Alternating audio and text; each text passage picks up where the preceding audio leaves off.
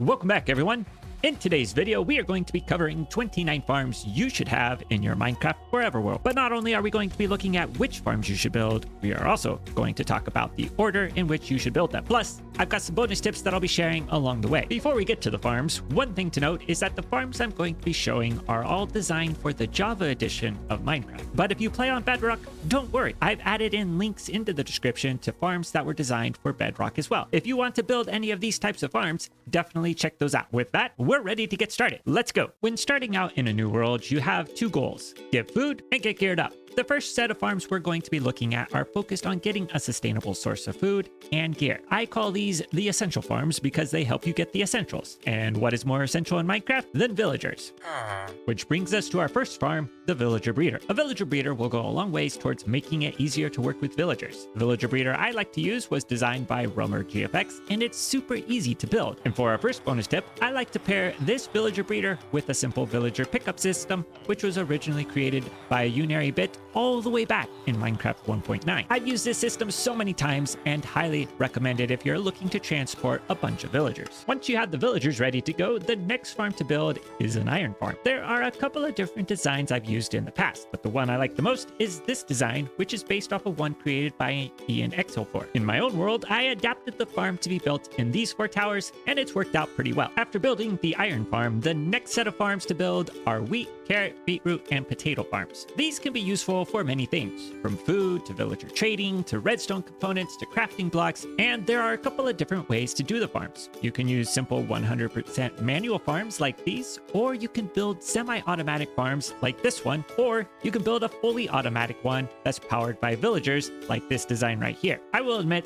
that I've not yet built the fully automatic version in my Forever world, but I recently built this farm as part of a challenge and it was so efficient. I am definitely going to be adding this to my Forever world soon. The next farm to get set up and running is a mob farm. Early on, a mob farm will help with getting bone meal, which is essential for things like getting glow lichen, glowberry, bushes, moss, the list goes on. A mob farm will also give you gunpowder, which comes in handy later. The design I like to use is this one here, which is based on designs originally created by Nembom and Ilmingo. For our second bonus tip, if you don't like how the farm looks, you can definitely fix it up like I've done with this build. As we go through this list, you'll see how I've incorporated different farms into different builds. While putting a building around the mob farm may impact its efficiency a little bit, I think this farm still produces way more resources than I'll ever need. Another farm that I like to put in the essential farm category is a sugarcane farm. As with the crop farms, you can have a manual sugarcane farm, or you can have a fully automatic farm. If you build a fully automatic farm in an area where you spend a lot of time, you will end up getting a lot of sugarcane, which is useful for getting books, rockets, and potions. I've got sugarcane farms in the base of these statues, and they can be accessed by standing on this pressure plate. Even though these are not huge farms, you can see they produce plenty of sugarcane. Once you have easy access to villagers, iron, crops, mob drops, and sugarcane, you are ready to build a villager trading hall. Does this count as a farm? Well, either way, having a trading hall is very helpful.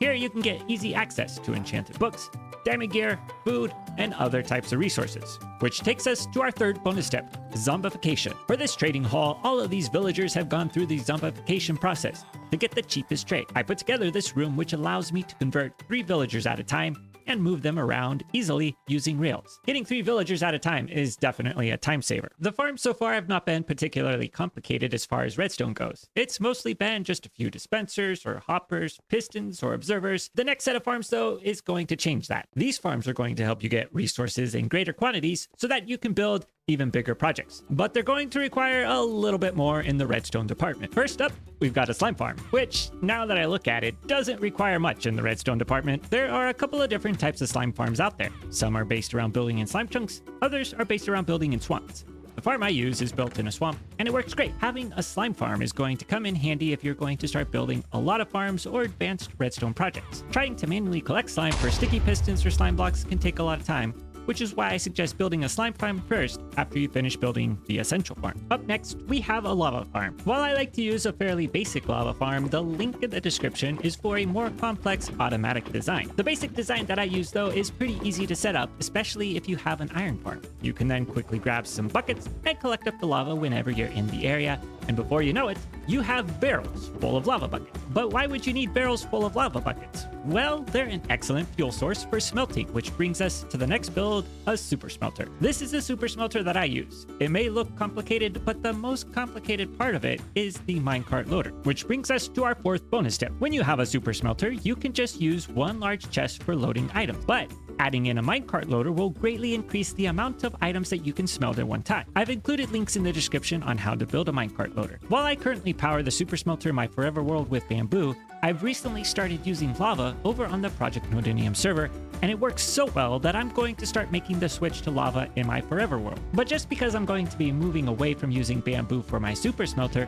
doesn't mean that I don't need a bamboo farm. Ever since the introduction of bamboo blocks in the 1.20 update, bamboo farms are very useful. They are also relatively easy to build. This is an example of where having a slime farm is going to come in handy, as the flying machines require slime blocks. If you pair the bamboo farm with an auto crafting system, you can automatically get a lot of bamboo blocks, which can then be turned into planks to craft up all sorts of resources that require wood. Next up are 3 farms that are all centered around bees: a bee farm, a honey bottle farm, and a honeycomb farm. While I've built this honeycomb farm in my forever world, I haven't yet built the bee farm or honey block farm yet.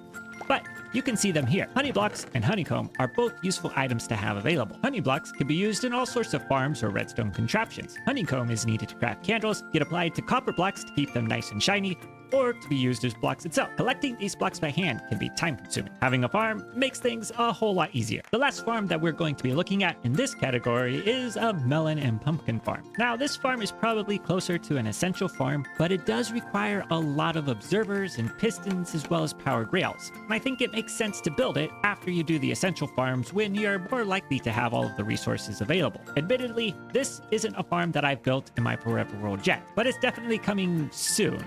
Maybe at a time TBD. Now that we've got the farms necessary to build more farms, we're ready to start working on farms that give us blocks for building, starting with a wool farm. There are a couple of things about wool farms that I really like. First, it's a great farm to have running in the background because you don't really need to think about it other than refilling the shears. And second, you can get a lot of colorful blocks without having to use a lot of dye. One thing you may notice about this farm is that it's got a building on top of it. This is another example of incorporating a farm into a build, which is something I really like to do. While I built farms without putting a structure over them, for this city, I've always tried to put a build with the farm. One farm that I've not put into a building is my mud farm. This is a good little farm designed by El Mango that I've been using since the beginning of this world. It just works, which is a great feature for a farm. Next up, we've got a cactus farm. Many dyes you can get naturally in the course of playing the game, but green dye is one of those dyes that can only be obtained from one source: cactus. It also happens to be one of the farms that I most like looking at. Here is my cactus farm in my forever world. Is this farm too big for a single player world?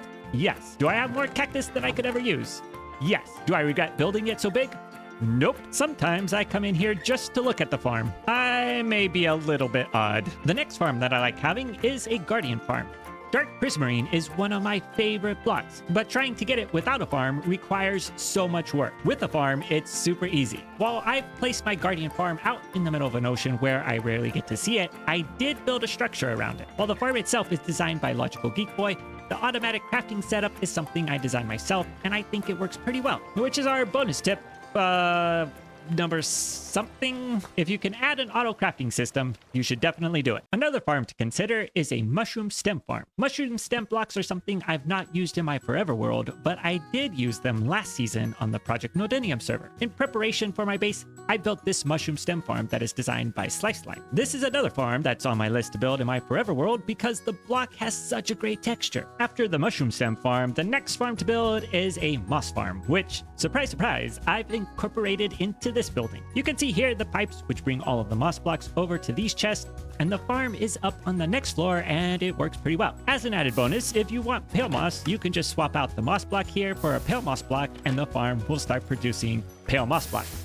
Shocking, I know. After the moss farm, the next farm is a simple little design for getting bushes and glow lichen. It's basically just a dispenser hooked up to an observer clock. I just put this together quickly a few days ago so I could start getting all of the bushes that were part of the 1.21.5 drop. It also works with glow lichen, which I've manually collected in the past, but this should make things so much easier. So far, we've been looking at farms in the overworld, but there are a lot of really useful farms that either get you blocks from the nether or have to be built in the Nether. So let's now shift our focus to the Nether farms. The first couple of farms we are going to be looking at are not required to be built in the Nether. Let's start with a basalt generator. This is my own design for a basalt generator, and it's fairly easy to build. You just need some pistons to push the basalt around and an etho hopper clock to activate the pistons. I first built this in a Bedrock world, so I know it works in both Java and Bedrock. The next farm that can be built in the overworld is one to get the Nether wood types. This is also a farm design that I came up with myself. It uses pistons to switch between the two types of nylium, and then the trees can be grown and easily chopped down without having to deal with all of the Nether mobs trying to attack you. Plus, it gave me an excuse to build another large building for my city. The last farm that doesn't need to be built in the Nether is a Netherwort farm. Once again, this is a design I built myself. It's based around a farm mechanic that's been around forever in Minecraft, which uses dispensers and water to harvest crops. This farm was built early on in my forever world, and I really like how this room came together,